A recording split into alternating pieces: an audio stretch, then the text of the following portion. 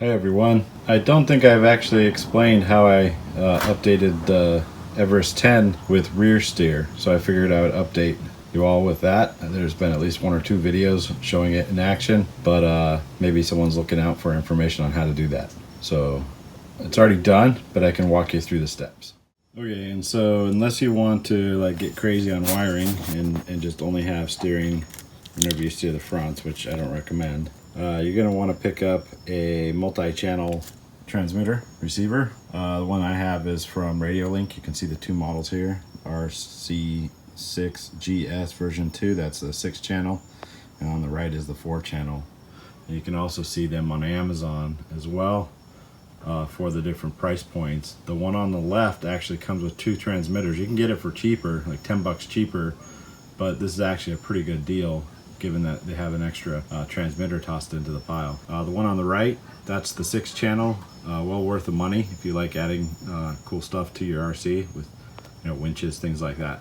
So that's pretty much the price point, and that's the first big thing you need to pick up.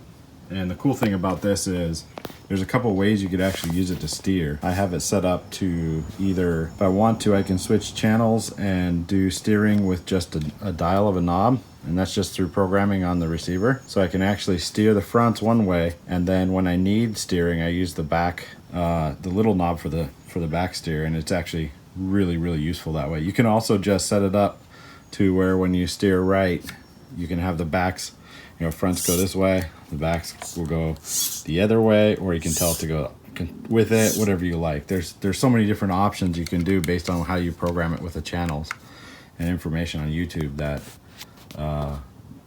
it's really cool. Anyway, very fun and very useful for when you're trying to steer around obstacles when you're crawling.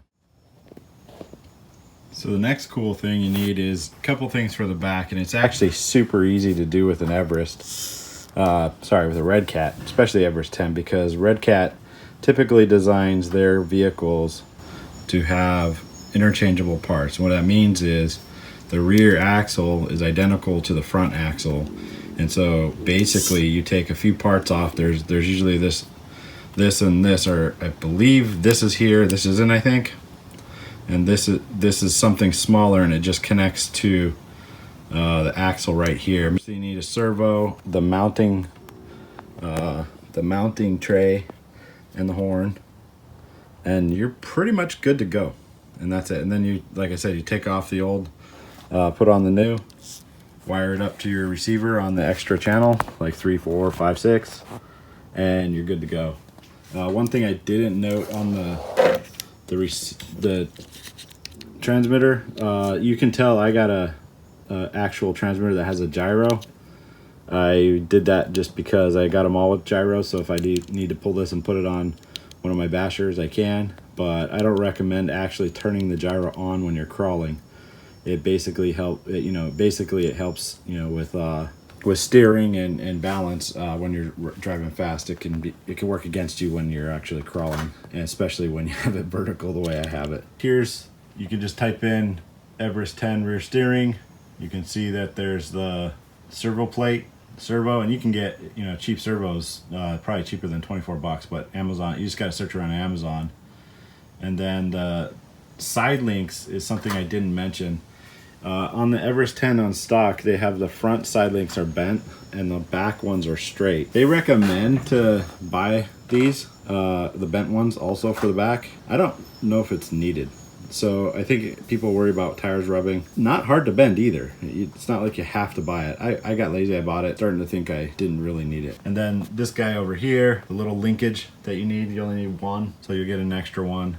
Sometimes you can find, like on Amazon or on eBay, the full kit, but like I'm showing you, you can easily build it. It's just copying what you have up front. So worst comes to worst, just pull the parts from the front, put them on the back, right, from like your parts list when you bought the RC, or just look up what the front parts are online and then smack them on, and basically you set that up, you set up your receiver transmitter, and then you start, you program the transmitter obviously, and then it's playtime. And I'll show you what that looks like next. One other thing I forgot to mention with these controllers, the multi-channel controllers, is, for example, the Radio Link. It's super cheap. And FlySky is another good brand from what I hear. I haven't tried a FlySky, but these also take up to 10 different models that you can record into memory. So basically, for the most part, all I have to do now when I get a new basher, I just grab, buy the extra receiver online, stick it in the basher or the crawler, and then program it in, and I only have one controller for multiple cars. I guess after you get it, more than 10, then you can add a few controllers in or play around that way, but whatever. But it sure makes it a lot easier when anybody who knows when you get into this hobby that you start racking and stacking when it comes to transmitters. So anyway, that was something useful. Buddy told me that and figured I'd pass that on. Okay, so I added a battery real quick and I have it set up on my son's controller. Right now, I turn the knob and I can turn the backs. The little knob, and I can turn the backs. That's how I have the channel set up. And then I can use this to turn the fronts. Pretty cool, eh?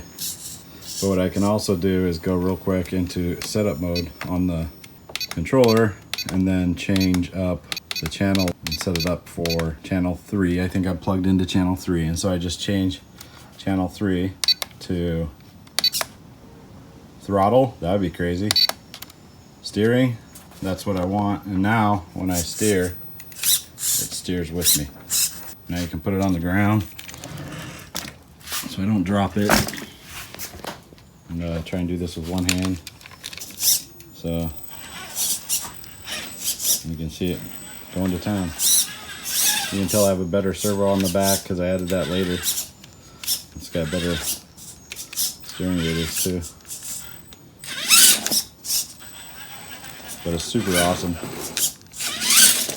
Totally different drive, especially if you own a E10 and you're fed up with this poor steering radius anyways.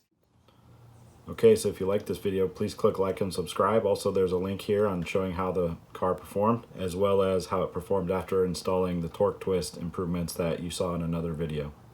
Thank you.